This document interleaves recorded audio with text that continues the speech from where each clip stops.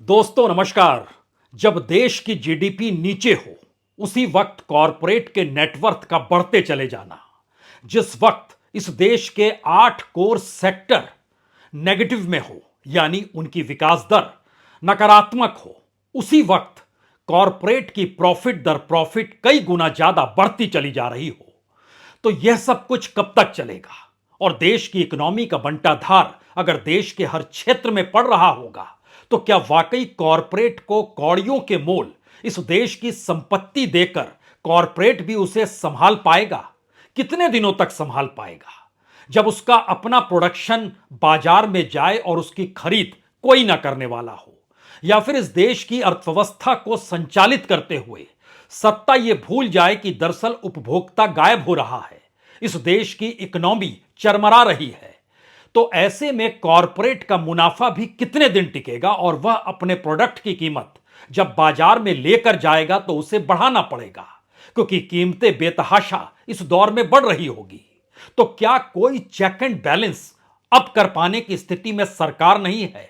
और सरकार के कॉरपोरेट मित्र, जिसमें पहला नाम अडानी का आता है, गौतम अडानी, दुनिया के सबसे रईस शख्स भारत के और दुनिया की कतार में चौथे नंबर पर, और उनकी भी इंडस्ट्री अगर बंद होने लगे और ये वो कहने लगे कि दरअसल बंद होने की वजह बेतहाशा वृद्धि हो रही है, जिस प्रोडक्ट को पैदा कर रहे हैं उसे बनाने में, उसके ट्रांसपोर्टेशन में, और जिस प्रोडक्ट को लेकर फैक्ट्री बंद हो उस प्रोडक्ट की जरूरत भारत के इंफ्रास्ट्रक्चर में सबसे ज्यादा पड़ती हो, तो मसला बहुत साफ है कि इस देश की अर्थव्यवस्था को संभाल पाने की स्थिति में मोदी सत्ता नहीं है।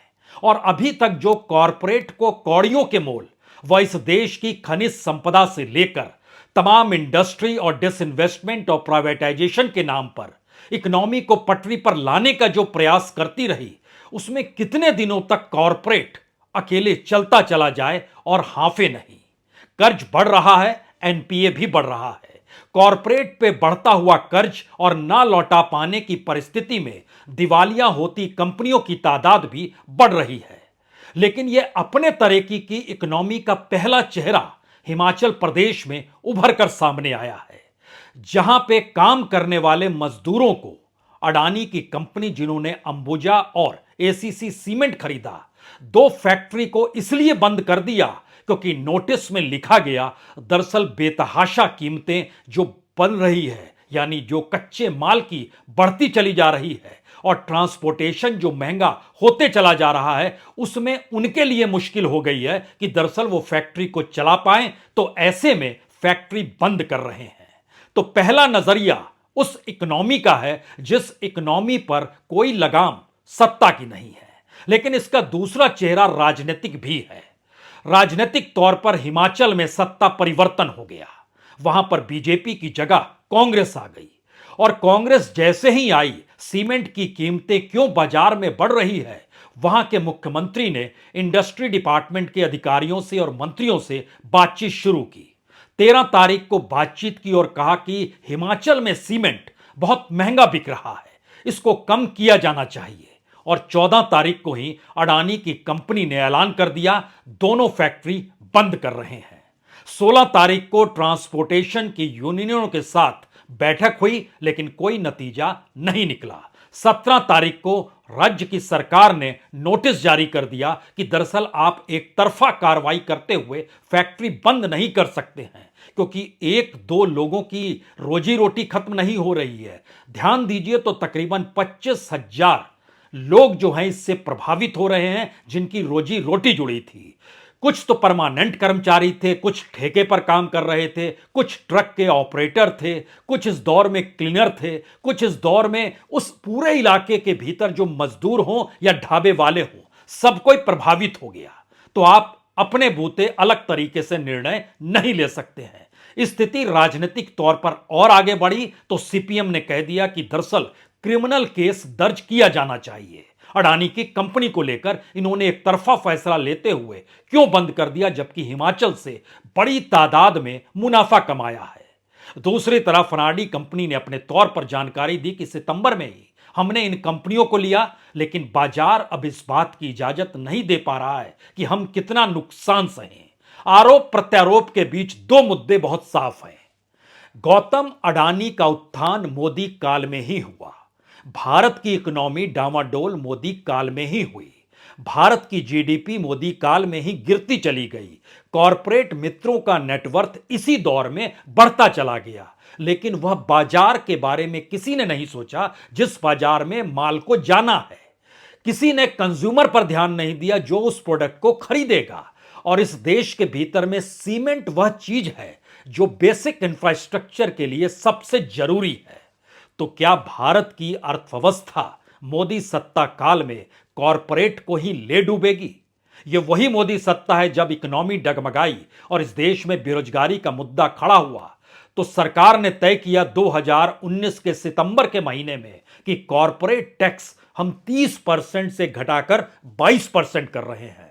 सरकार को राजस्व का चूना लगा 1,45,000 करोड़ का। लेकिन सरकार को लगा कि कॉरपोरेट के जरिए रोजगार निकलेंगे अगर वह पटरी पर आ गए तो, लेकिन हुआ कुछ भी नहीं। सभी ने अपने संसाधनों को परिपूर्ण किया और उसके बाद अपनी इंडस्ट्री को ठीक करते हुए मुनाफे की दिशा में ही बढ़े। इस लोग देश किसी पर कोई असर नहीं पड़ा।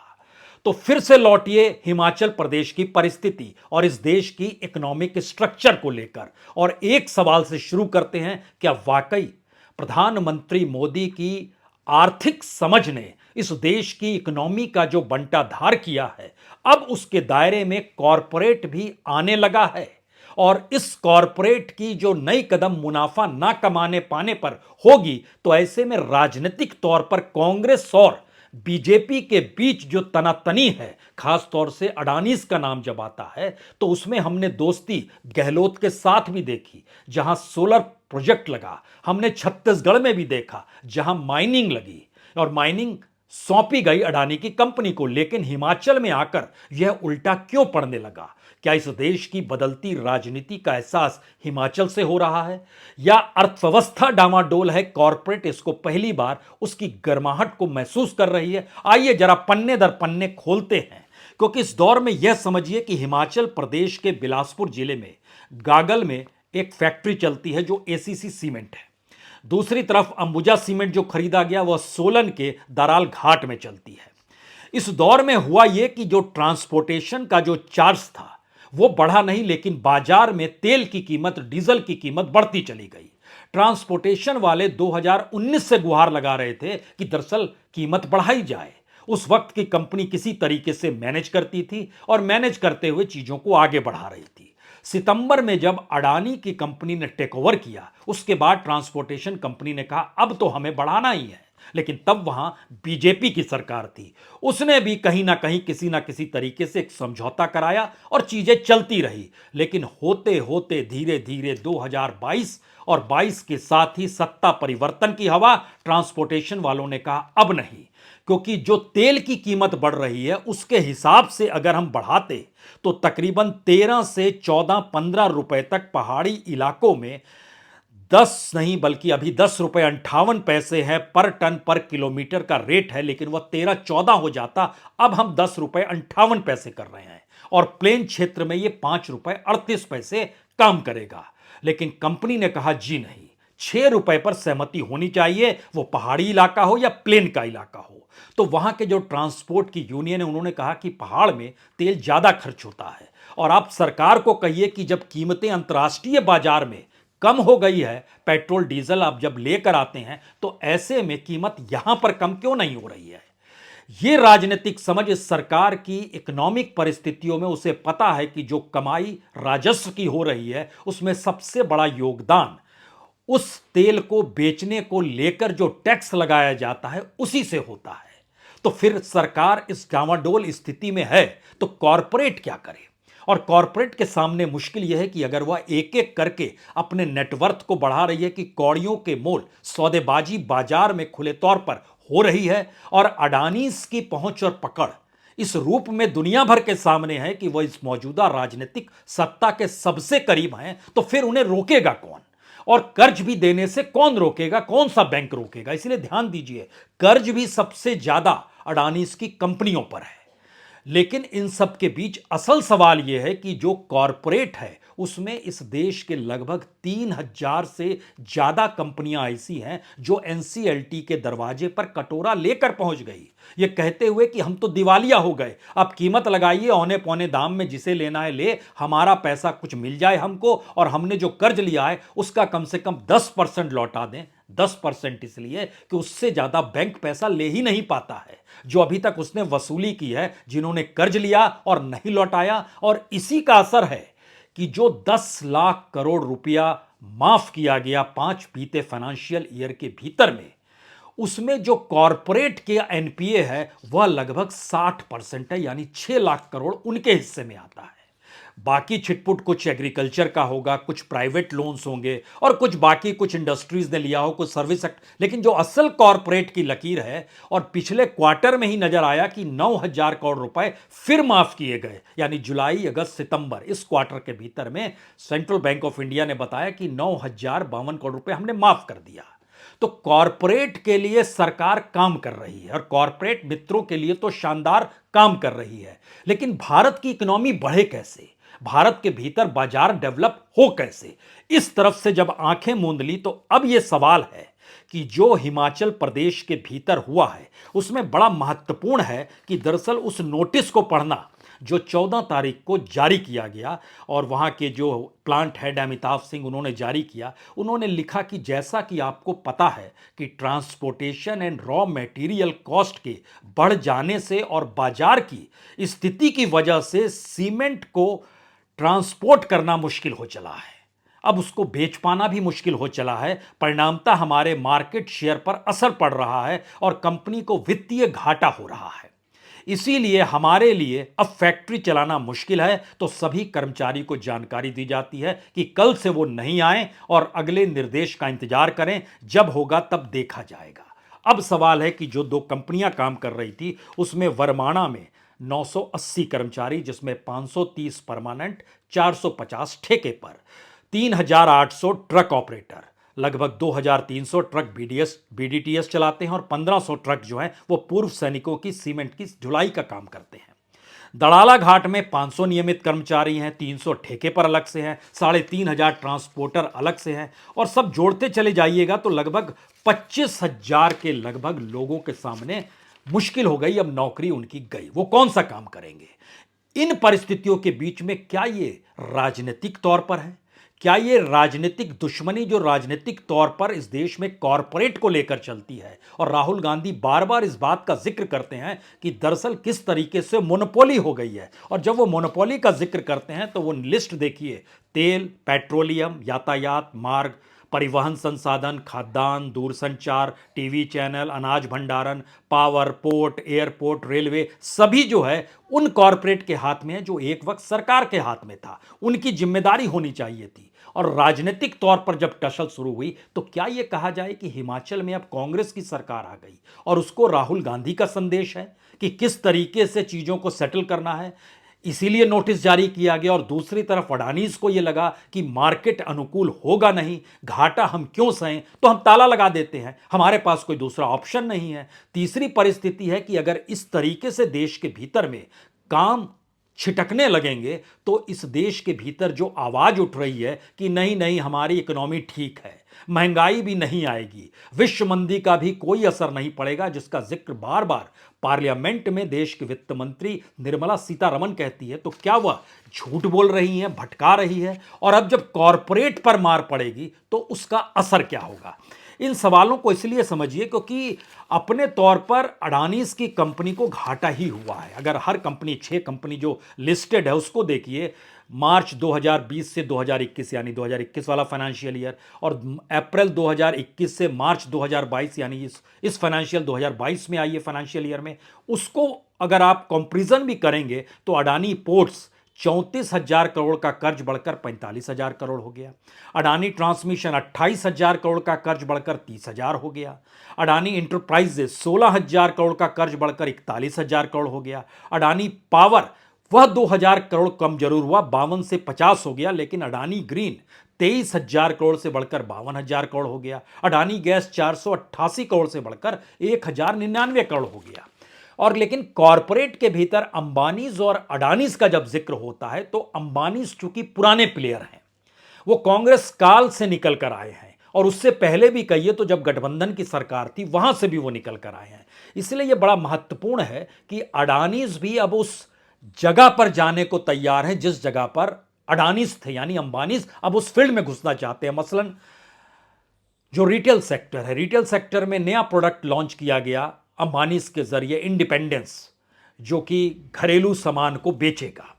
और इससे पहले विल्मर के जरिए अडानीज उस फील्ड में थे, यानी कॉम्पिटिटिवनेस अंबानीज और अडानीज के बीच भी अब शुरू हो रहा है, जो इससे पहले हमको ट्रांसमिशन के क्षेत्र में नजर आया था, अब न्यूज चैनल में भी नजर आने वाला है। ये सारी परिस्थितियां बतलाती हैं कि मार्केट सिकुड़ रहा है, और मार्केट सिकुड़ इसलिए रहा है कि गवर्नमेंट की इकोनॉमिक पॉलिसी पूरे तरीके से फेलियर हो गई, और जो कोर है इस देश के भीतर का, जो कोर प्रोडक्ट्स है या कोर फील्ड है, वह भी अगर सिकुड़ रहा है, और इस फील्ड से जुड़े हुए जो कॉरपोरेट सेक्टर है और उसमें प्रधानमंत्री के करीब के कॉरपोरेट ही क्यों ना हो, वह भी चीजों को कैसे संभालेंगे? यह सवाल पहली बार इसलिए उठ रहा है क्योंकि अगर आप कॉरपोरेट की परिस्थिति को देखिए, सीमेंट से, क्रूड ऑयल से, नेचुरल गैस से, रिफाइनरी प्रोडक्ट से कौन जुड़ा हुआ है?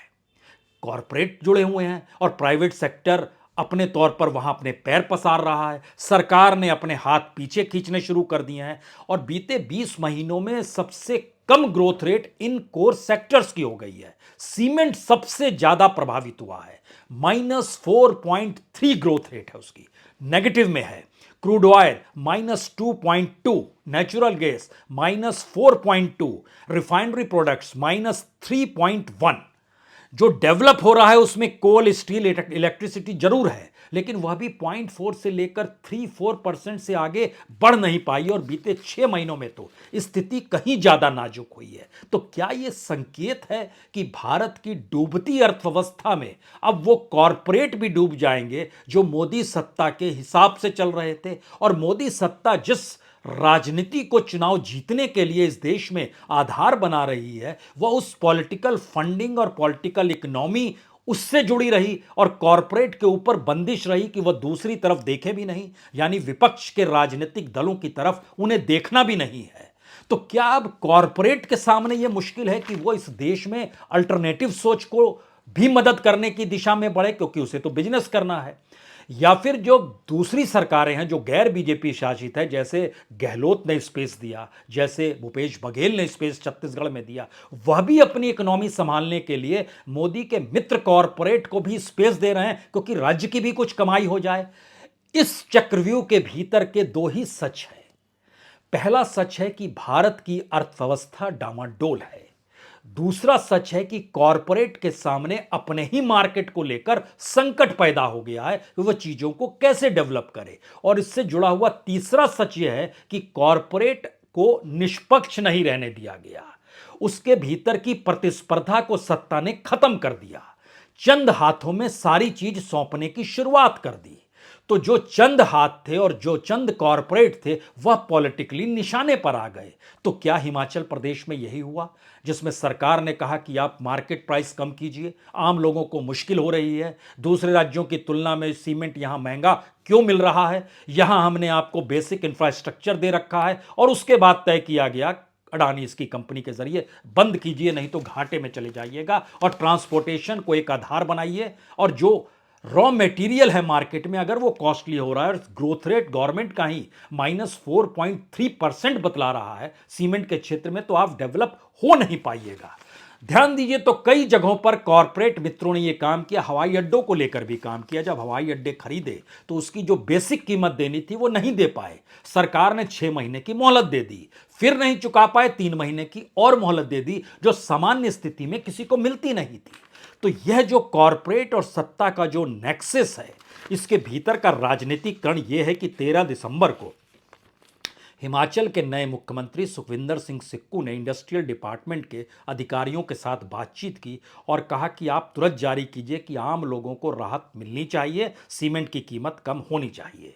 14 तारीख को, इसी महीने 14 तारीख को बंद का नोटिस आ गया। 16 तारीख को ट्रांसपोर्टेशन और कंपनी के अधिकारियों के बीच बैठक हुई जो बेनतीजा रही। 17 तारीख को स्टेट ने कहा अब नोटिस भेजने की जरूरत है, आप एक तरफा कार्रवाई नहीं कर सकते हैं। और आज जब 18 तारीख है तो हो सकता है अब भी बैठक जो अडानीज की कंपनी के भीतर है लगातार चल रही है कि इसको कैसे राजनीतिक तौर पर देखें या आर्थिक तौर पर देखें, क्योंकि पॉलिटिकल इकोनॉमी के खेल ने मोदी ने इस दौर में सब कुछ मिला दिया।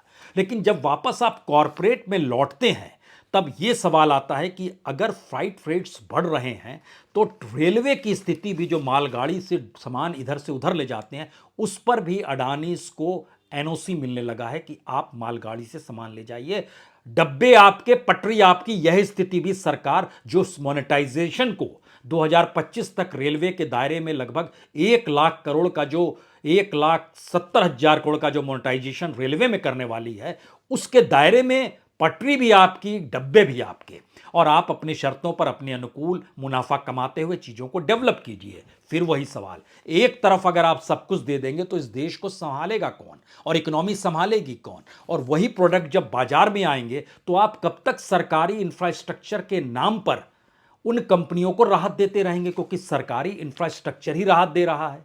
इस देश के भीतर कंस्ट्रक्शन का बिजनेस नीचे चला गया, लेकिन बार बार कहा गया कि हम सीमेंट की सड़क बनाएंगे, इंफ्रास्ट्रक्चर खड़ा करेंगे, बड़े बड़े पुल करेंगे। 158 प्रोजेक्ट सेंट्रल गवर्नमेंट के रुके हुए हैं क्योंकि उनके पास भी पैसा नहीं है और सरकार अपने ऊपर बोझ 4 लाख करोड़ का उसको देरी करके ले चुकी है। अब यहां पर जो आखिरी सवाल सबसे बड़ा है, ये कॉरपोरेट के भीतर का सच ये है कि एक इस बीच में रिपोर्ट आई। उस रिपोर्ट का अध्ययन इसलिए करने की जरूरत है क्योंकि अडानीज की उत्पत्ति मानी जाती है कि मौजूदा राजनीतिक सत्ता के जरिए आई हुई है। इस बीच में एक रिपोर्ट आई, बुरगुंडी प्राइवेट हॉरेन इंडिया लिस्ट 500 कंपनियों को लेकर लिस्ट जारी की कि दरअसल भारत में वो कौन सी कंपनी है जिसकी वैल्यू या वैल्यू क्रिएटर वो है या टॉप वैल्यू गेनर रहा है। तो रिलायंस का नाम आया, अडानीज का नाम नहीं आया। और यह भी जानकारी दी गई कि जो टोटल बेसिक इंफ्रास्ट्रक्चर जो लोगों के भीतर और लोगों को अपने साथ इन्वेस्टर्स के वेल्थ को जोड़ता है, उसमें रिलायंस की कंपनियों का नाम आया। तो क्या सरकार के करीब आकर और सरकार से सुविधाएं लेकर और इंफ्रास्ट्रक्चर को डेवलप करके फायदा तो हो गया, लेकिन दूसरी तरफ का संकट सबसे बड़ा यह था कि इस देश की इकोनॉमी को ना संभाल पाना। अगर मोदी सत्ता के अनुकूल है तो कॉरपोरेट के सामने यह नया संकट है कि वह अपने ही कंपनियों को कैसे चलाए और उसको प्रॉफिट में कैसे लेकर आए, जब भारत का मार्केट लगातार सिकुड़ रहा है जैसे कोर सेक्टर सिकुड़ गया।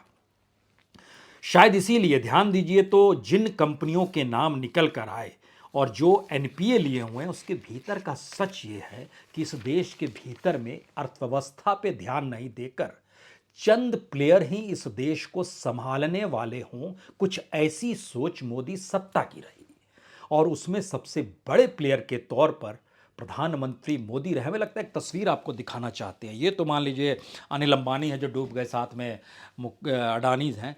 एक तस्वीर और दिखाना चाहते हैं, ये देखिए। अडानी का जो जहाज़ था जिस वक्त 2013 में प्रधानमंत्री जिस चार्टेड से घुमा करते थे, वह चार्टेड कि घूमने से ही बड़े क्लियर कट इंडिकेशन थे कि राजनीतिक सत्ता में आएंगे तो इनका ग्रोथ कैसे होगा। जैसे गुजरात के भीतर मुंद्रा पोर्ट से ग्रोथ होने की शुरुआत हुई, SEZ का मिलना और फिर सारी चीजें जो डेवलप इस देश के भीतर होती चली गई और देश के सबसे रईस शख्स में शुमारी हो गई। नया सवाल कॉरपोरेट के सामने है ये कि आप अपने बिजनेस को कैसे चलाएंगे।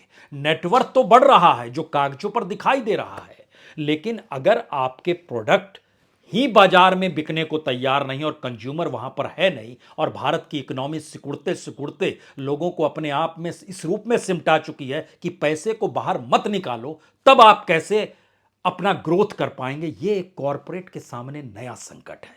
क्या वो रास्ते तलाशेगा? क्या वो इस देश में मोदी समझ पाएंगे कि इकोनॉमी का डामाडोल होना इस देश में कॉरपोरेट को भी संकट में डाल रहा है? असल खेल यही है और समझना यही है कि पहले कॉरपोरेट समझेगा या पहले राजनीतिक सत्ता समझेगी। या फिर इस देश की राजनीति कॉरपोरेट को भी खत्म करेगी और भारत के भीतर का जो कैपिटलिज्म और मार्केट इकोनॉमी का जो पूरी सोच है वह भी ध्वस्त होगी, क्योंकि लोगों के भीतर गुस्सा इस बात को लेकर है कि उनके पास कुछ भी नहीं बच पा रहा है। पीएफ का पैसा निकाल के जिंदगी चलानी पड़ रही है, ये बुजुर्ग तक मामला पहुंच गया है। और लड़ाई इस देश में लड़ी जा रही है कि पेंशन स्कीम कौन सी होगी। ऐसी परिस्थिति में देश की इकोनॉमी आकर ठहर चुकी है। देखते हैं होगा क्या, लेकिन फैसला कॉरपोरेट ले या राजनीतिक सत्ता ले, नजर इस पर जरूर बनाकर रखिए। बहुत बहुत शुक्रिया, बहुत बहुत शुक्रिया।